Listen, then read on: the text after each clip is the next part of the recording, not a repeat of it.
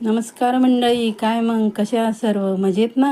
आज रक्षाबंधन निमित्त आगळीवेगळी रेसिपी घेऊन आली आहे. चला मग पटपट सर्वांनी लाईक करा आणि ज्यांनी अजून माझ्या चॅनलला सबस्क्राईब केलं नसेल त्यांनी पटकन सबस्क्राईब करून घ्या. बघा किती सुंदर रेसिपी आहे. अगदी तुम्ही सहज करू शकता, काही अवघड नाही आहे. त्यासाठी बघा, आपण साहित्य पण 3च वस्तू घेतल्या आहेत. त्या पण तुमच्या घरामध्ये अवेलेबल असतात. जर एखादी वस्तू अवेलेबल नसेल तर ती आपण बनवू शकतो. त्याची पण कृती मी तुम्हाला सांगते. आपण बघा त्यासाठी घेतलं आहे अर्धा लिटर दूध घेतलं आहे, 200 ग्रॅम पनीर आणि अर्धी वाटी साखर. जर तुमच्याकडं पनीर अवेलेबल नसेल तर तुम्ही दूध उकळून घ्यायचं आहे, ते खाली उतरून घ्यायचं आहे, त्यामध्ये व्हिनेगर टाकायचं.